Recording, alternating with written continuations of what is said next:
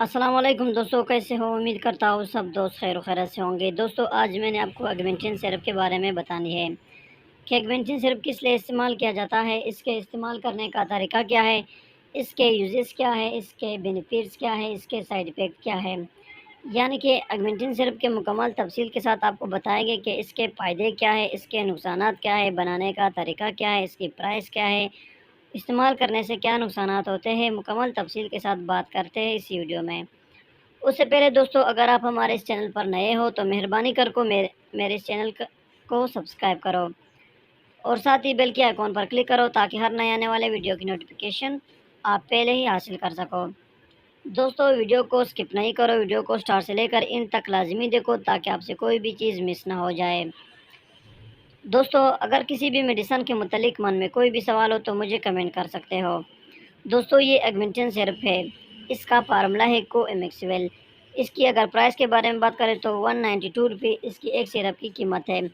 دوستو، اس سرپ کے بنانے کا طریقہ یہ ہے کہ اس میں خشک پاؤڈر ہوتے ہیں، اور بنانے کا طریقہ یہ ہے کہ آپ نے پانی کو ابال کر اس نشان تک پانی ڈالنا ہے، پھر تھوڑا سا ہلا کر آپ نے اس کو بنانا ہے۔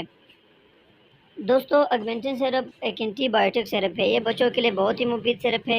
یہ صرف بچوں میں چیسٹ انفیکشن کے لیے استعمال کر سکتے ہو، کان کے انفیکشن کے لیے استعمال کر سکتے ہو، گلے کے انفیکشن کے لیے استعمال کر سکتے ہو۔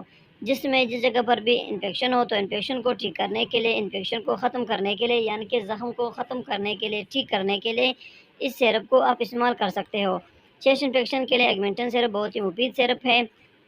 اس سرپ کے استعمال کرنے سے بچوں میں چیسٹ انفیکشن، گلے کے انفیکشن، کان کی انفیکشن، UTI میں انفیکشن ہو، اگر پیشاب کی نالی میں انفیکشن ہو، اس کے لیے بھی آپ اسے استعمال کر سکتے ہو۔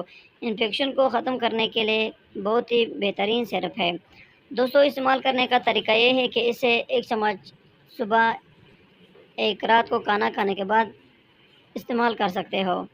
دوستو، اگر اس سرپ کی سائیڈ ایفیکٹ کے بارے میں بات کریں، یعنی کہ نقصانات کے بارے میں، تو یہ سرپ بہت بہترین سرپ ہے، اس کے کچھ خاص سائیڈ ایفیکٹ نہیں ہوتے اگر آپ اسے صحیح طریقہ استعمال کرتے ہو۔